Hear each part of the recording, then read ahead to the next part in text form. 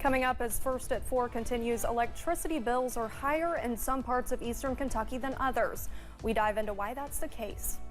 Plus, unrest remains in France as protests erupt over pension reforms and the economy. And we're keeping the eye on showers of rain and freezing rain as we head through tonight, even a little snow and sleet. The latest breakdown on the way as First at 4 continues. Mountain News First at 4 continues. We had some wintry weather this morning and more is possible as we head into this evening. Our first alert weather day remains in effect as meteorologist Evan Hatter joins us from the Weather Center now. Evan? Well, that's right, Olivia. Yesterday at this time, we were talking about a winter weather advisory, and today we're talking about a new winter weather advisory. It takes in just about everybody as we head into tonight. There's the map. You see just 6 counties in our far northern sections, kind of north of the Mountain Parkway. They're not included in this. Powell, Wolf, Menifee, Morgan, Rowan, and Elliott counties are not in this. Doesn't mean you won't have the possibility for impactful winter weather, just not under that advisory. This kicks in at 7 o'clock tonight and runs through 10 o'clock tomorrow morning. US 119 along Pine Mountain near Whitesburg. Yes, we're dealing with fog out there. Fog and mist in many sections. You see the drops of rain on the camera lens out front of WYMT. A gloomy, overcast day as we hover around freezing here in Hazard. Many of us right around freezing, if not a little below, the further north that you go. But parts of the Cumberland Valley, how about middle and upper 30s to near 40 the further south that you go. That freezing line right on top of us. We're dry right now for the most part outside of the mist that's sneaking in under the radar, literally. But you see that freezing line continuing to scoot on through the region, and it's going to head further to the south as we head on into tonight. So rain to freezing rain, sleet and snow with those lows in the upper 20s later on tonight. Now, Olivia, in a few minutes, I'll have the latest breakdown on when we have that best chance of seeing snow, sleet, and freezing rain in a few minutes. Awesome. Thank you, Evan. With some winter weather in the forecast, officials are reminding folks to stay safe on the roads.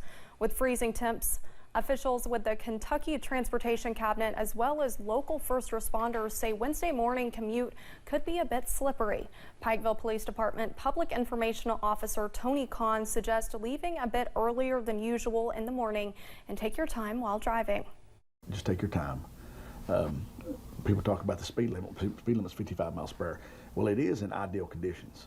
But when you've got inclement weather and you've got snow or rain or sleet or bridges that are freezing, 55 is not going to be the speed you need to travel. You need to take it down a notch. Officials also say to leave plenty of room for stopping at intersections and between cars, and keep an emergency kit in your car for cold weather with jumper cables, warm blankets, and other essentials. We will have more on this tonight at 6. Temperatures are dropping and power bills are increasing, leaving some electric customers with sticker shock when they get their monthly bills. Some viewers here in eastern Kentucky say their power bills were between $700 to $1,000 last month. Not only is the Arctic air snapping some people's budgets, but even their entire mortgage payment.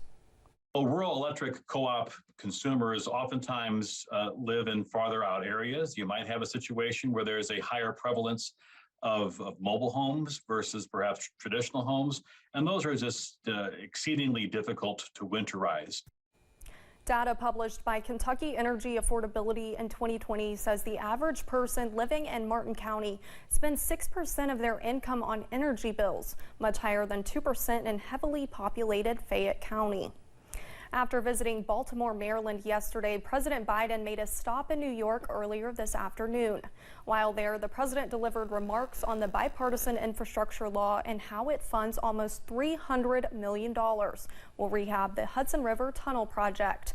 The White House says funds from the law will be used to improve reliability for the 200,000 passenger trips taken each weekday on the Amtrak and the Jersey Transit. President Biden will also stop by for a reception at the Democratic National Convention later. We are just days away from President Biden's second State of the Union address, and Republicans are revving up for several investigations involving his administration. Tensions are high on Capitol Hill to begin the 118th Congress, with Democrats in power over the Senate and Republicans in control of the House. House Republicans are using the power of the gavel that they recently gained to look into the Biden administration halfway through his term as president. We are going to provide real oversight, and the White House is just going to have to get used to it. Democrats feel that these investigations are distractions. Comer has also scheduled a hearing on the border for the same day as President Biden's State of the Union address. February 7th, we will have more on this at 5:30. Russia's foreign minister says he received a message from the U.S. Secretary of State Antony Blinken saying stop and leave Ukraine. In a news conference, the foreign minister says the message was delivered to him by the Egyptian foreign minister who met with Blinken yesterday. The FM says Russia is, quote, ready to listen to any serious proposal aimed at resolving the situation.